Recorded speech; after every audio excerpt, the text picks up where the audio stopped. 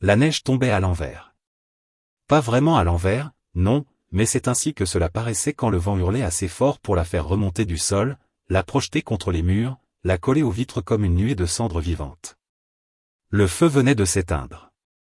Là où un corps avait brûlé, il ne restait plus qu'un cercle noir, fumant encore, et une odeur âcre qui s'accrochait à la gorge. Personne n'était resté pour regarder. Sur cette lune froide, on ne veillait pas les morts. On les effaçait. Hervé Valmont marchait sans ralentir. Chaque pas écrasait la glace dans un bruit sec, presque fragile, comme si le sol pouvait se briser sous lui. Le froid lui mordait les joues, s'infiltrait sous son manteau usé, se glissait contre sa peau avec une patience cruelle. Il respirait lentement pour économiser l'air chaud dans ses poumons. Autour de lui, la colonie survivait à peine. Des bâtiments trop anciens, rafistolés avec des plaques de métal dépareillées. Des câbles pendants, couverts de givre. Des lumières vacillantes qui luttaient contre la nuit éternelle. Ici, tout était en fin de vie. Les machines. Les structures. Les gens. Un corps brûlé à l'aube n'était qu'un détail de plus. Hervé aurait dû rentrer chez lui. Il le savait. Il se l'était répété. Mais ses pas l'avaient mené ailleurs, comme s'ils avaient décidé à sa place. Devant lui, la masse sombre du vieux hangar se dessinait, énorme et silencieuse. Autrefois, des navettes y entraient et en sortaient sans cesse. Aujourd'hui, on y vendait des vies. Il s'arrêta un instant, le souffle court. Le vent tirait sur son manteau, tentait de le repousser. Comme un avertissement. Il entra quand même. L'air à l'intérieur était différent. Plus chaud, mais chargé. Il sentait le plastique chauffé, la sueur froide, la peur ancienne. Les échos de voix avaient disparu depuis des heures. Les enchères étaient terminées. Les acheteurs étaient repartis avec leurs acquisitions, satisfaits ou résignés. Les cages alignées le long des murs étaient ouvertes. Vides. Certaines encore tièdes, d'autres déjà recouvertes de givre. Hervé avançait lentement, le regard glissant sur les barreaux, sans chercher quoi que ce soit de précis. Il n'était pas venu pour acheter. Il n'était pas venu pour sauver. Il n'était venu pour rien. C'est ce qu'il croyait. Puis il la vit.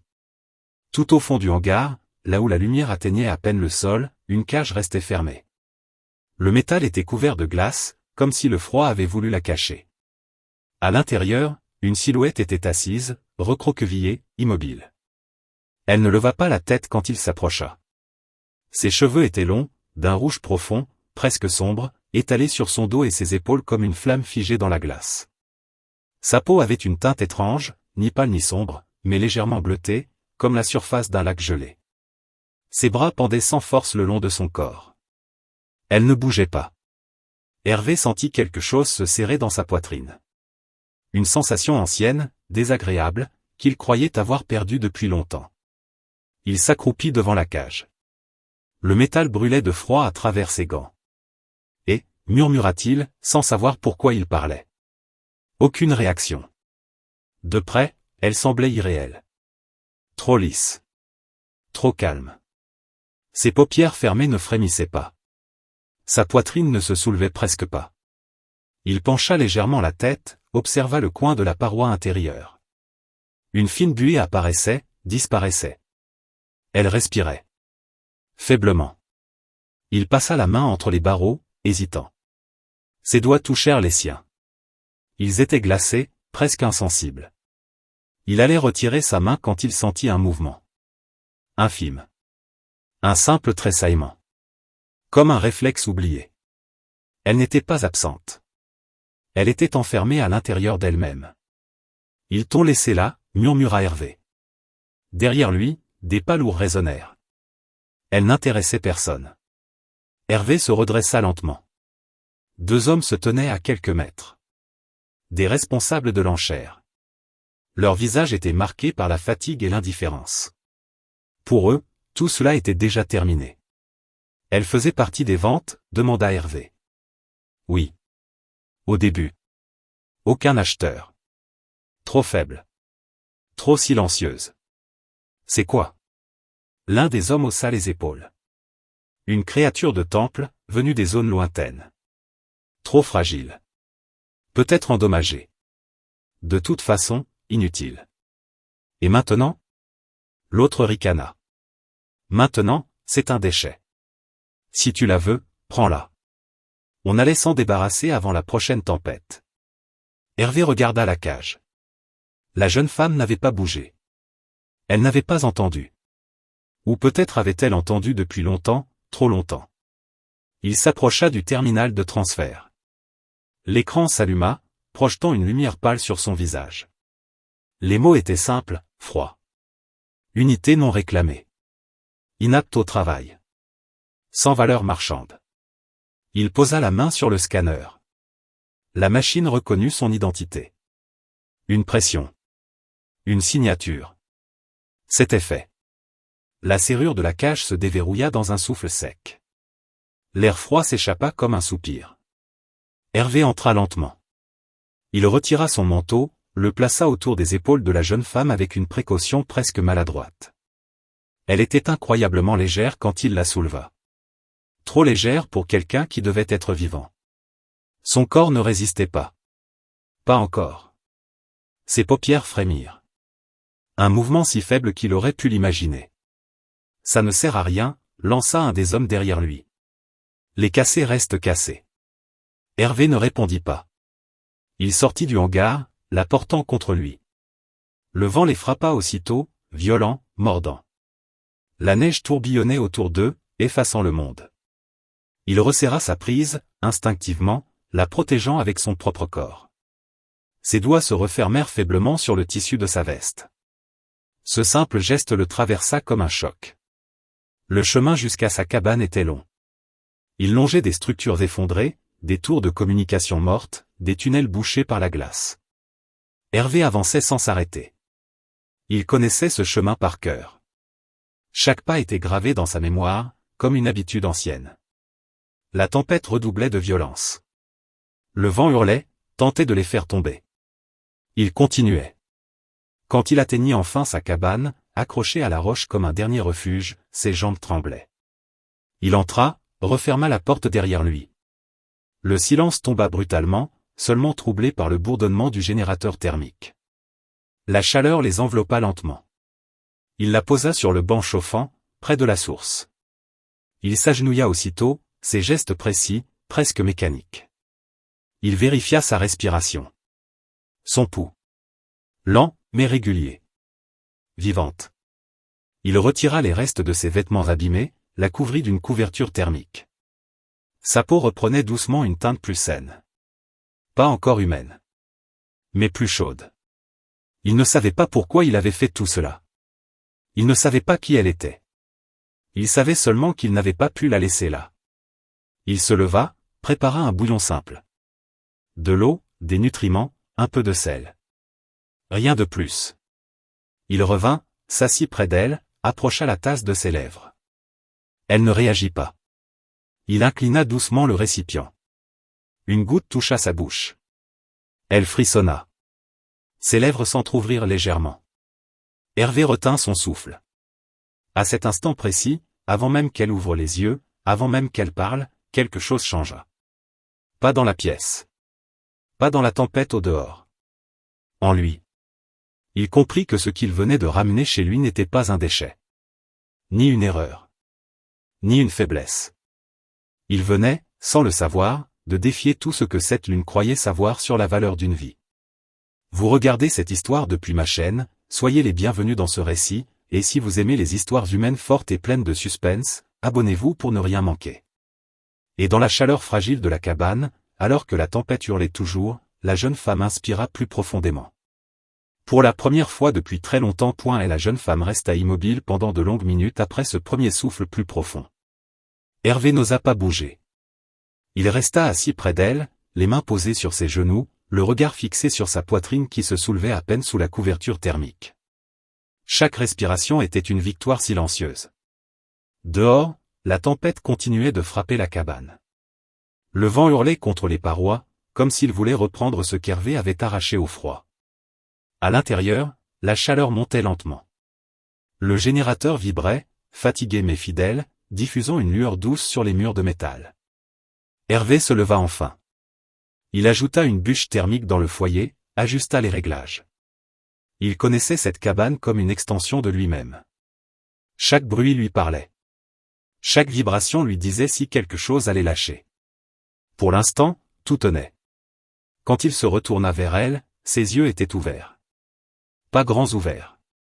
Juste assez pour laisser passer la lumière. Ils étaient d'un bleu étrange, plus profond que celui de la glace, plus sombre que le ciel de la nuit polaire. Il semblait ne pas regarder la pièce, ni même Hervé. Il regardait à travers, comme si le présent était encore trop loin pour elle. Hervé s'approcha doucement. « Tu es en sécurité ici », dit-il à voix basse. Elle ne répondit pas. Ses lèvres tremblaient légèrement. Sa respiration restait irrégulière, mais elle était là. Présente. Vivante. Il s'agenouilla près d'elle et posa une main sur la couverture, sans la toucher directement. Il ne voulait pas l'effrayer. Il ne savait pas ce qu'elle comprenait. Il ne savait pas si elle comprenait quelque chose. « Je m'appelle Hervé », ajouta-t-il après un moment. « Tu peux rester ici. Personne ne viendra. » Ses yeux clignèrent une fois. Un simple mouvement, mais volontaire. Hervé sentit son cœur battre plus fort. Il se força à rester calme. Il avait vu trop de survivants brisés pour se laisser emporter par un faux espoir. Il savait que le retour était lent. Fragile. Parfois impossible. Il se leva de nouveau et retourna vers la table. Il sortit quelques instruments simples, rien de médical, juste de quoi vérifier l'état général. Il s'en voulait de ne pas avoir plus. La colonie ne donnait rien gratuitement. Il avait appris à se débrouiller avec presque rien. Quand il revint près d'elle, ses yeux s'étaient refermés. Il posa doucement 2 doigts contre son cou. Son pouls était toujours faible, mais plus régulier. La chaleur faisait effet. Lentement. Il passa la nuit à moitié éveillé. Il ne dormit pas vraiment. Il s'assit dans le fauteuil près du foyer, les yeux mi-clos, écoutant chaque bruit. Plusieurs fois, elle bougea légèrement. Une main. Un pied. Un soupir. À chaque fois, il se redressait, prêt à intervenir. Au fil des heures, la tempête s'éloigna. Le vent perdit de sa rage. Le silence revint, épais et profond, seulement troublé par le bourdonnement du générateur. À l'aube, la lumière pâle filtra par la petite fenêtre givrée. Hervé se leva lentement. Son corps était raide, mais son esprit clair. Il s'approcha d'elle. Cette fois, ses yeux étaient ouverts pour de bon. Il le regardait. Pas avec peur. Pas avec reconnaissance. Avec prudence. Il s'arrêta à distance. « Bonjour », dit-il simplement. Elle mit quelques secondes à réagir. Sa gorge sembla se contracter. Puis un son sortit de ses lèvres. Rauque. Brisé. Pourquoi? Un seul mot. Faible. Mais clair. Hervé inspira lentement. Parce que tu étais vivante. Elle cligna des yeux, comme si la réponse ne correspondait pas à ce qu'elle connaissait. Elle tourna légèrement la tête, observa la pièce. Le foyer. Les murs. Le plafond. La couverture autour d'elle. Où suis-je? Murmura-t-elle. Chez moi. Sur la crête nord. Loin du marché. À ce mot, son corps se crispa. Ses doigts se refermèrent sur la couverture. Son souffle s'accéléra. Hervé leva les mains, paumes ouvertes. C'est fini. Tu n'y retourneras pas. Elle resta silencieuse. Son regard se perdit un instant, comme happé par un souvenir douloureux. Puis elle ferma les yeux, longuement. Une larme glissa le long de sa tempe, silencieuse, presque invisible. Hervé détourna légèrement le regard. Il connaissait cette douleur. Pas la même, peut-être, mais une douleur assez proche pour la reconnaître. « Tu as un nom ?» demanda-t-il doucement. Elle hésita. Sa voix mit du temps à revenir. Lisa. Le nom semblait fragile. Comme s'il pouvait se briser s'il était dit trop fort. Lisa, répéta Hervé. C'est un beau nom. Elle ne répondit pas, mais ses épaules se détendirent à peine. Il lui proposa de l'eau. Elle but lentement, avec précaution, comme si chaque gorgée devait être apprivoisée. Puis il lui donna un peu de bouillon. Elle grimaça légèrement, mais avala. Son corps en avait besoin. Le temps passa. Lentement. Sans urgence. Hervé resta près d'elle toute la matinée. Il parlait peu. Juste assez pour remplir le silence. Il lui expliqua où elle était, comment fonctionnait la cabane, pourquoi la tempête était dangereuse. Des choses simples. Concrètes. Lisa écoutait. Parfois, elle posait une question. Courte. Précise. « Pourquoi êtes-vous resté ici ?» demanda-t-elle à un moment. Hervé réfléchit. Parce que partir coûte cher. Et parce que quelqu'un doit rester pour réparer ce que les autres abandonnent. Elle hocha faiblement la tête, comme si cette réponse avait du sens pour elle. Dans l'après-midi, il l'aida à s'asseoir. Ses jambes tremblaient. Son corps n'était pas prêt. Il ne la força pas. Il la soutint simplement, patient, solide. Quand elle vacilla, il la rattrapa sans la serrer trop fort. Doucement, dit-il.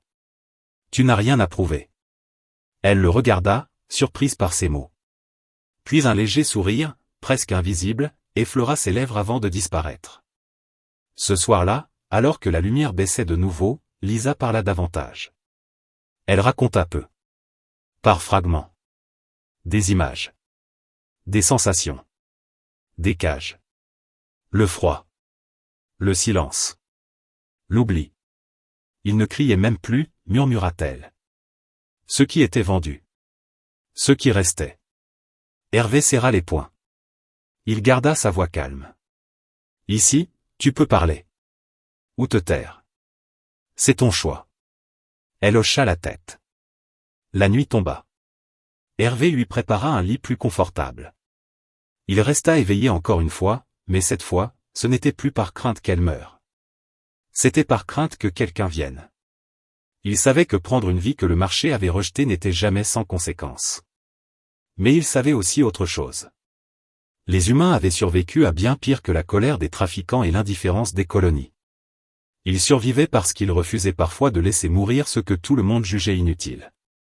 Et tandis que Lisa s'endormait, plus paisible que la veille, Hervé comprit que ce qu'il avait fait n'était pas un acte de faiblesse. C'était un acte humain.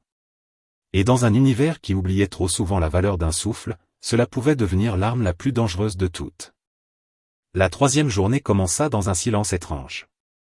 Pas le silence vide de la tempête, ni celui lourd du marché abandonné, mais un silence habité, fragile, comme si la cabane elle-même retenait son souffle. Hervé se réveilla avant l'aube, par habitude plus que par nécessité. Le froid n'avait pas encore gagné l'intérieur, mais il sentait déjà sa présence, tapie derrière les parois. Il se leva lentement et jeta un regard vers le banc chauffant. Lisa dormait encore. Sa respiration était plus régulière qu'auparavant. Son visage avait perdu une partie de sa rigidité. Elle ne semblait plus figée dans la peur, seulement épuisée. Hervé resta un moment à l'observer, sans s'approcher. Il savait que chaque survivant avait besoin d'un espace sûr pour revenir à lui-même. Il savait aussi que trop de présence pouvait devenir une autre cage. Il se détourna et s'occupa des tâches du matin. Vérifier le générateur. Ajuster les filtres. Racler le givre accumulé près de l'entrée. Des gestes simples, répétitifs, rassurants. Des gestes humains. Quand il revint à l'intérieur avec une ration chaude, Lisa était éveillée. Elle était assise, appuyée contre le mur, la couverture toujours autour des épaules. Ses yeux suivaient chacun de ses mouvements avec attention. « Tu as mieux dormi ?» demanda Hervé.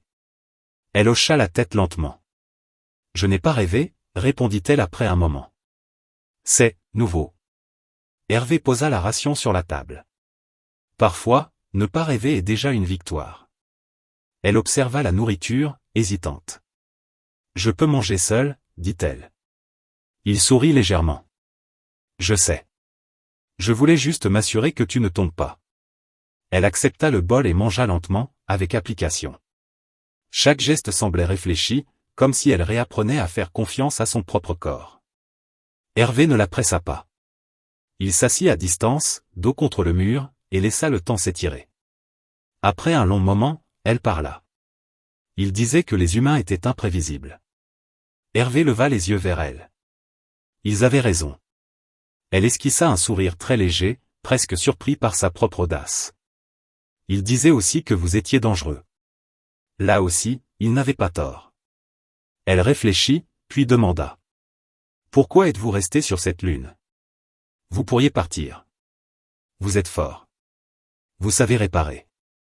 Hervé resta silencieux un instant. Il chercha une réponse simple. Une réponse vraie. Parce que j'ai déjà fui, dit-il enfin. Et que parfois, rester est plus difficile que partir. Lisa ne posa pas d'autres questions. Elle semblait comprendre que certaines histoires demandaient du temps avant d'être racontées. La journée s'écoula lentement. Hervé sortit plusieurs fois pour vérifier les alentours. Il n'aimait pas ce calme trop parfait. Il savait que le marché n'oubliait jamais vraiment. Il savait que les responsables n'acceptaient pas facilement qu'on perturbe leur compte, même pour ce qu'ils appelaient un déchet. Quand il revint de sa dernière ronde, il trouva Lisa debout. Elle tremblait légèrement, mais elle tenait sur ses jambes. Je voulais essayer, dit-elle simplement. Hervé s'approcha aussitôt, prêt à la soutenir. Tu aurais pu attendre. Je sais. Mais je ne veux plus attendre. Il posa une main ferme mais douce sur son bras. Elle ne se dégagea pas. D'accord. Mais lentement. Ils firent quelques pas.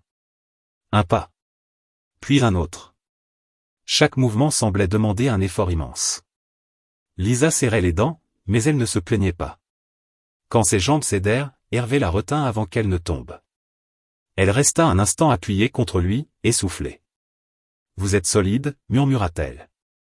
Les humains le sont souvent, répondit-il. Pas toujours de la bonne façon. Ils s'assirent de nouveau. Lisa ferma les yeux, épuisée, mais pas brisée. Dans l'après-midi, elle parla davantage. Par petites phrases. Par morceaux. Elle raconta le temple où elle était née. Un lieu ancien, silencieux, fait de pierres lisses et de chants lointains. Elle expliqua que son peuple était formé pour écouter, pour observer, pour servir d'intermédiaire entre des forces qu'elle ne nommait pas. Pas des dieux. Quelque chose d'autre. Plus vaste. Nous n'étions pas faits pour le travail forcé, dit-elle. Nos corps ne le supportent pas longtemps. Et pourtant, ils t'ont vendu, répondit Hervé. Ils vendaient tout ce qui respirait. Elle marqua une pause, puis ajouta. Quand personne n'a voulu de moi, j'ai cru que c'était fini. Hervé la regarda. Et maintenant? Elle réfléchit longuement. Maintenant, je ne sais pas. Mais je respire encore. Ce soir-là, alors que le ciel s'assombrissait de nouveau, un bruit étrange résonna au loin. Un grondement sourd, régulier, différent du vent. Hervé se figea. Il se leva lentement, s'approcha de la fenêtre et écarta légèrement le givre. Des lumières. Lointaines, mais réelles. Des véhicules. Il sentit son estomac se nouer. Reste ici, dit-il à Lisa d'une voix calme. Qu'est-ce qu'il y a? Demanda-t-elle, inquiète. Des visiteurs. Il attrapa son manteau, vérifia rapidement ses outils. Il n'avait pas d'armes. Il n'en avait jamais voulu. Mais il avait appris à utiliser l'environnement. Le terrain. Le froid. Quand il ouvrit la porte, l'air glacé le frappa au visage. Il descendit de quelques pas, s'arrêta sur la crête. Les véhicules approchaient lentement, leurs phares perçant la pénombre. Il ne cherchait pas à se cacher. Hervé se redressa. Il ne recula pas. Quand ils arrivèrent à portée de voix, 3 silhouettes descendirent. Des manteaux épais. Des visages fermés. Tu as pris quelque chose qui ne t'appartient pas, dit l'un d'eux. Je n'ai rien volé, répondit Hervé. Elle était destinée à être éliminée. Alors elle n'appartenait plus à personne. Un silence tendu s'installa. Le vent sifflait autour d'eux. Tu sais comment ça se termine, dit un autre homme. Les humains comme toi compliquent toujours les choses. Hervé les regarda un à un. Les choses sont déjà compliquées. Je fais juste ce que je peux. Derrière lui, dans la cabane, Lisa observait la scène à travers la fenêtre. Son cœur battait trop vite. Elle sentit quelque chose vibrer en elle. Une sensation ancienne. Un écho du temple. Une force qu'elle avait cru perdue. Les hommes avancèrent d'un pas. Hervé ne bougea pas. Si vous la voulez, dit-il, vous devrez passer par moi. Ils rirent. Un rire sec, sans joie. tu n'es qu'un homme. Hervé sourit, lentement. Oui. Exactement. À cet instant précis, Lisa posa la main contre la paroi intérieure de la cabane. La chaleur autour d'elle changea. Subtilement. Le vent sembla hésiter. Les lumières des véhicules vacillèrent. Hervé sentit quelque chose derrière lui. Pas une menace. Une présence. Les hommes s'arrêtèrent net. Qu'est-ce que c'est que ça? Murmura l'un d'eux. Hervé ne se retourna pas. C'est ce que vous avez appelé inutile, répondit-il calmement. Le silence retomba, plus lourd encore qu'avant. Et dans ce silence, une vérité s'imposa. Ils avaient sous-estimé deux choses. La capacité des humains à se dresser seuls contre ce qui les dépasse. Et la puissance de ce qu'ils laissent parfois vivre par simple refus d'abandonner. Ce soir-là, sur cette lune oubliée, quelque chose venait de changer. Pas encore une bataille. Pas encore une légende. Mais le début d'un affrontement que personne n'avait prévu. Et Hervé Valmont, simple homme resté là où d'autres avaient fui, était désormais au centre de cette tempête. La nuit tomba plus vite que prévu, comme si le ciel avait décidé de fermer les yeux sur ce qui allait suivre. Les silhouettes des hommes restaient immobiles sur la crête, figés par ce qu'ils ne comprenaient pas. Le vent avait changé. Ils ne hurlaient plus. Ils tournaient autour d'eux, lentement, presque attentifs. Hervé resta droit, les pieds bien ancrés dans la glace. Il sentait le froid traverser ses bottes, remonter dans ses jambes, mais il ne recula pas. Il n'en avait plus envie. Derrière lui, la cabane vibrait doucement. Ce n'était pas le générateur. C'était autre chose. Une chaleur étrange, profonde, qui n'appartenait pas à la machine. Reculez, dit l'un des hommes, la voix moins sûre qu'avant. Personne ne bougea. Lisa, à l'intérieur, respirait difficilement. Sa main restait plaquée contre la paroi. Elle ne savait pas exactement ce qu'elle faisait. Elle ne savait pas si elle pouvait l'arrêter. Elle sentait seulement cette chose ancienne se réveiller en elle. Pas une arme. Pas une colère. Une présence. Une résonance. Elle se souvenait des salles du temple. Du silence. Des voix murmurées qui n'étaient pas vraiment des voix. On lui avait appris à écouter, pas à agir. À recevoir, pas à imposer. Mais personne ne lui avait jamais demandé de se taire face à l'injustice. Dehors, un des hommes fit un pas en avant. Le sol craqua sous son poids. La lumière de son véhicule clignota, puis s'éteignit complètement. C'est un problème technique, marmonna-t-il. Un second véhicule perdit à son tour ses lumières. Le silence devint total. Plus de moteur. Plus de phare. Seulement le souffle du vent et le cœur d'Hervé battant calmement dans sa poitrine. Ce n'est pas normal, dit un autre. Hervé inspira profondément. Non. C'est juste nouveau pour vous. Il ne levait pas la voix. Il ne provoquait pas. Il se contentait d'être là. Les hommes étaient armés. Lui non. Mais il connaissait la peur quand il la voyait. Et il la voyait dans leurs gestes trop rapides, leurs regards fuyants. Vous avez une dernière chance, dit le premier. Recule. Donne-la nous. On oubliera que tu as interféré. Hervé secoua lentement la tête. Vous avez déjà oublié trop de choses. À cet instant, la porte de la cabane s'ouvrit derrière lui. Lisa, non, murmura-t-il sans se retourner. Elle sortit quand même. Elle était enveloppée dans la couverture, trop grande pour elle. Ses pas étaient lents, mais assurés. Elle s'arrêta à quelques mètres derrière Hervé. Le vent jouait dans ses cheveux rouges. Sa peau brillait légèrement sous la lumière pâle de la lune. Les hommes reculèrent instinctivement. Qu'est-ce que c'est que ça, souffla l'un d'eux.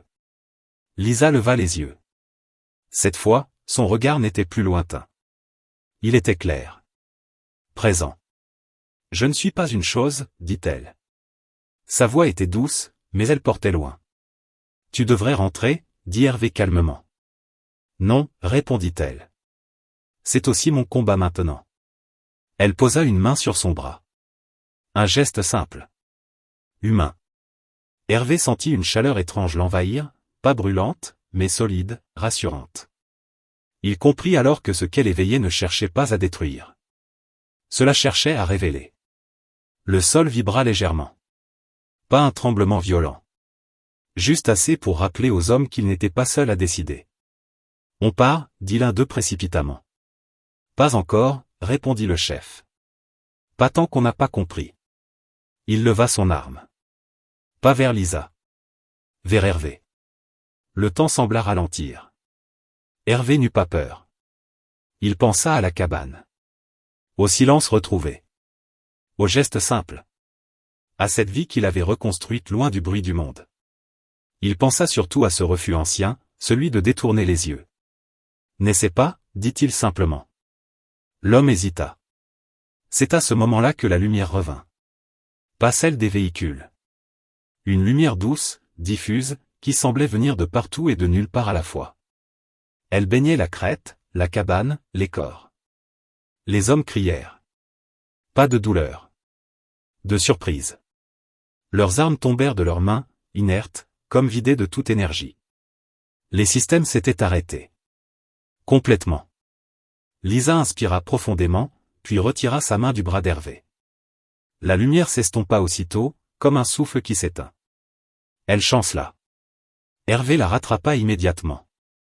Ça va, murmura-t-il. Je crois, répondit-elle faiblement. Les hommes reculèrent jusqu'à leur véhicule, désormais inutile. On reviendra, lança l'un d'eux, sans conviction. Peut-être, répondit Hervé. Mais pas ce soir. Ils repartirent à pied, disparaissant lentement dans la nuit, laissant derrière eux leurs machines mortes et leurs certitudes brisées. Le silence retomba. Un vrai silence, cette fois. Hervé aida Lisa à rentrer à l'intérieur.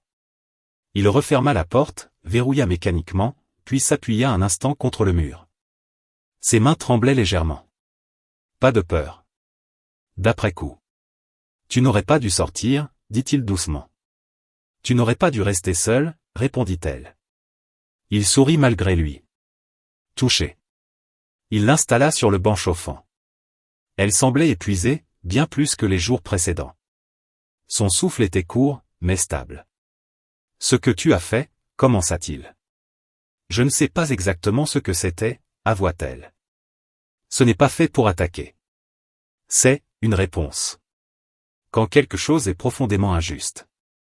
Hervé hocha la tête. Ça ressemble beaucoup à ce que les humains font depuis toujours. Elle le regarda, intriguée. Vous aussi, vous ressentez ça? Oui. Mais on n'a pas appris à l'écouter. On agit avant de comprendre. Elle esquissa un faible sourire. La nuit passa sans autre incident. Hervé resta éveillé longtemps, surveillant les systèmes, écoutant le moindre bruit extérieur. Mais rien ne vint. La lune semblait retenir son souffle, elle aussi. Au matin, le ciel était clair. Trop clair. Hervé sortit inspecter les alentours. Les traces des hommes étaient visibles dans la neige. Leur véhicule, abandonné, gisait un peu plus bas sur la pente. Des masses inutiles, gelées, silencieuses. Il savait qu'il ne pourrait pas repartir sans aide. Et que cela attirerait l'attention. Quand il rentra, Lisa était debout, appuyée contre la table. « Je suis plus forte ce matin, dit-elle. »« Tant mieux, répondit-il. Parce que les choses vont se compliquer. » Ils s'assirent face à face. « Ils vont revenir ?» demanda-t-elle. « Pas seul, répondit Hervé. « Et pas pour discuter. » Elle baissa les yeux un instant. « Tout ça est de ma faute. »« Non, coupa-t-il fermement. C'est de leur faute. Tu existes. C'est tout ?» Elle releva la tête, surprise par la certitude dans sa voix. « Tu sais ce que ça implique ?» demanda-t-elle. « Te dresser contre eux. Contre le marché. Contre la colonie. » « Oui, » répondit-il sans hésiter. « J'ai vécu assez longtemps en me taisant. » Il se leva. « On va devoir se préparer. Pas pour attaquer. Pour tenir. »« Comment ?» demanda-t-elle. « Comme les humains l'ont toujours fait, » répondit-il. « Avec ce qu'on a. De l'ingéniosité. De la patience. Et ce refus stupide d'abandonner. » Les jours suivants furent consacrés à cela. Hervé renforça la cabane. Il détourna des conduits, créa des sources de chaleur alternatives, installa des pièges simples dans la neige. Rien de mortel. Juste de quoi ralentir. Gagner du temps. Lisa observait, apprenait. Elle aidait quand elle le pouvait. Elle écoutait surtout. Les histoires d'Hervé. La colonie. Les humains venus ici par nécessité, pas par choix. Les erreurs. Les abandons. Vous survivez dans des endroits. Impossible, dit-elle un soir. Parce qu'on n'a pas toujours le choix, répondit-il. Ou parce que vous refusez de disparaître, ajouta-t-elle. Il la regarda longuement. Peut-être les deux. Au loin, parfois, des lumières apparaissaient. Des signaux. Des mouvements. La pression montait. Lentement. Inévitablement. Mais quelque chose avait changé. Hervé n'était plus seul. Et Lisa n'était plus une laissée pour compte. Ils étaient devenus un point fixe dans un monde qui voulait tout faire plier. Une anomalie. Une résistance. Pas par la force brute. Par la simple décision humaine de dire non. Et cela, même les puissants avaient du mal à le comprendre. Le dernier jour commença sans bruit. Pas de tempête. Pas de vent hurlant. La lune semblait figée dans une attente lourde, presque respectueuse. Hervé se leva avant l'aube, comme toujours. Il resta un moment immobile, assis sur le bord de son lit, écoutant. Le générateur ronronnait doucement. La cabane tenait bon. Pour l'instant. Il se leva et regarda par la petite fenêtre. L'horizon était clair. Trop clair. La neige brillait sous une lumière froide, immobile. Il n'aimait pas ça. Le calme absolu n'existait jamais sans raison. Derrière lui, Lisa bougea. « Tu es déjà debout ?» dit-elle d'une voix encore voilée par le sommeil. « Je n'ai jamais vraiment dormi » répondit-il. Elle s'assit lentement, s'enroulant dans la couverture. Elle allait mieux. Beaucoup mieux. Son visage avait repris de la couleur. Ses gestes étaient plus sûrs. Mais il sentait toujours cette fragilité en elle, comme une flamme protégée du vent par une main humaine. « Ils arrivent aujourd'hui » dit-elle. Ce n'était pas une question. Hervé hocha la tête. Oui. Ils restèrent silencieux un moment. Pas un silence vide. Un silence décidé. Tu pourrais partir, dit-elle soudain. Avant qu'ils arrivent vraiment. Me laisser ici. Je pourrais me cacher. Hervé se tourna vers elle, surpris, puis son regard se durcit doucement. Non. Hervé. Non, répéta-t-il. J'ai choisi de rester. Et toi aussi, même si tu ne le savais pas encore. Elle baissa les yeux. Je ne veux pas que tu meures pour moi. Il s'approcha et s'accroupit devant elle. Je ne me bats pas pour toi parce que tu es spécial. Je me bats parce que ce qu'ils font est faux. Tu es juste la raison qui m'a empêché de détourner le regard une fois de plus. Elle le regarda longuement. Puis elle posa sa main sur la sienne. Alors je resterai aussi. Ils se préparèrent sans se presser. Hervé enfila son manteau renforcé, vérifia ses installations une dernière fois. Les pièges étaient en place. Les conduits modifiés. Rien de spectaculaire. Rien de glorieux. Juste de quoi tenir, retardé, compliqué. Vers la fin de la matinée, les premiers signes apparurent. Des vibrations lointaines dans le sol. Trop régulières pour être naturelles. Ils sont plus nombreux, dit Lisa à voix basse. Oui, répondit Hervé. Et plus confiant. Ils sortirent ensemble.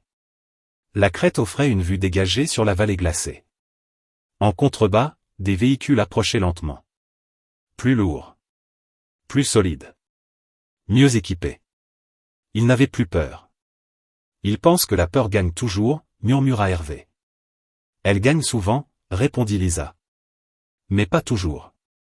Les véhicules s'arrêtèrent à distance. Une dizaine de silhouettes descendirent. Des responsables du marché. Des mercenaires. Des hommes et des femmes convaincus d'avoir raison parce qu'ils étaient soutenus par un système plus grand qu'eux. L'un d'eux s'avança. Hervé Valmont, dit-il d'une voix forte. Tu es accusé d'interférence, de sabotage, et de possession illégale. Hervé resta immobile. Elle n'est pas une possession, répondit-il calmement. Elle est enregistrée comme telle. Alors vos registres mentent. Un murmure parcourut le groupe. Tu as eu ta chance, reprit l'homme. Reculer maintenant te permettrait de rester en vie. Hervé jeta un regard à Lisa. Elle se tenait droite, à ses côtés. Pas cachée. Pas tremblante. Je suis déjà vivant, dit-il. C'est pour ça que je suis encore là. Le chef serra les mâchoires. Prenez-les. Ils avancèrent. Le premier piège se déclencha aussitôt. Le sol céda sous les pieds de deux hommes, les faisant chuter dans une fosse peu profonde, remplie de neige compacte et de glace. Pas mortel. Immobilisant. Les autres s'arrêtèrent, surpris. Continuez, cria quelqu'un.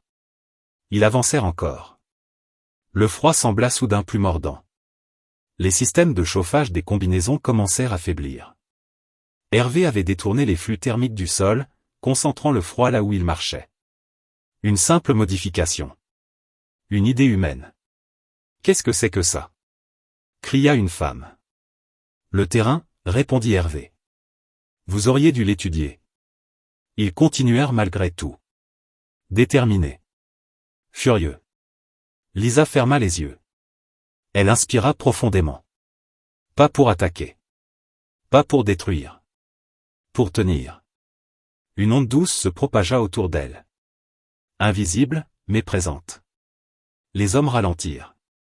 Certains s'arrêtèrent, pris d'un malaise étrange. Leurs pensées semblaient se brouiller. Pas de douleur.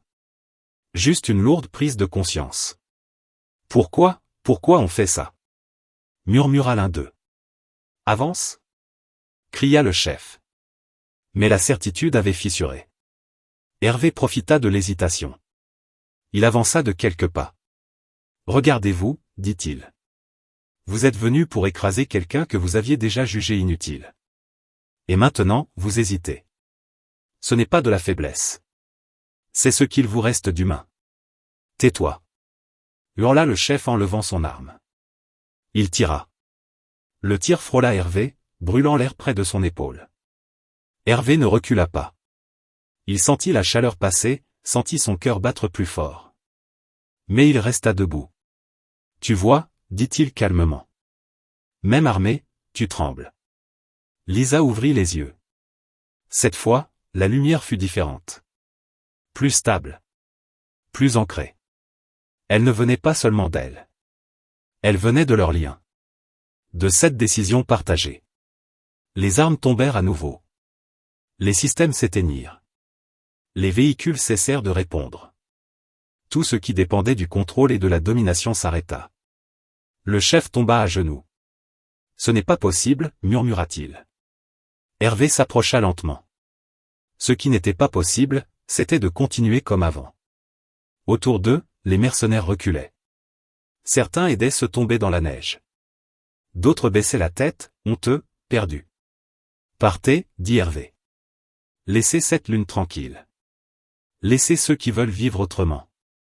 Le marché ne laissera pas passer ça, dit le chef d'une voix brisée. Le marché n'est qu'une idée, répondit Hervé. Les idées changent quand assez de gens refusent de les suivre. Un long silence suivit. Puis, lentement, les survivants repartirent. À pied. Sans menace. Sans promesse de retour. Quand le dernier d'entre eux disparut à l'horizon, Hervé sentit ses jambes fléchir. L'adrénaline retombait. La fatigue le frappa d'un coup. Lisa le rattrapa avant qu'il ne tombe. « Tu tiens » demanda-t-elle. « Oui » souffla-t-il. « Juste, besoin de respirer. » Ils restèrent là un moment, appuyés l'un contre l'autre, regardant la vallée redevenir silencieuse. « C'est fini » demanda-t-elle enfin. Hervé regarda l'horizon. Pour aujourd'hui, oui. Les jours suivants furent étranges. Calme. Différent. La rumeur se répandit vite. Dans la colonie. Puis au-delà. Une histoire simple. Un humain avait refusé. Une créature jugée inutile avait survécu. Le marché avait reculé. D'autres commencèrent à poser des questions. À refuser certaines ventes.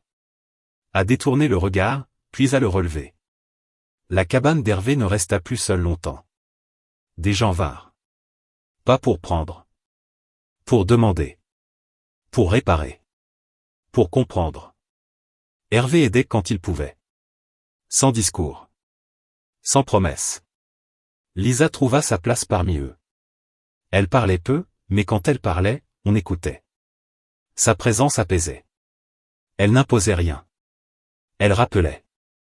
Un soir, alors que le soleil faible disparaissait derrière les montagnes de glace, Hervé et Lisa s'assirent devant la cabane. « Tu pourrais partir maintenant, dit Hervé.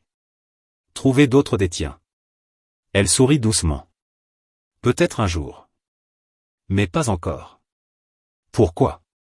Elle regarda la colonie, les lumières nouvelles, les silhouettes qui se déplaçaient sans peur. « Parce que c'est ici que j'ai appris ce que voulait dire être sauvé, répondit-elle. Pas par la force. Par un choix. Hervé hocha la tête. Les humains font rarement les bons choix, dit-il. Mais quand ils le font, ça change tout. Elle posa sa tête contre son épaule. Vous êtes dangereux, murmura-t-elle. Il sourit. On me l'a déjà dit. La lune continua de tourner.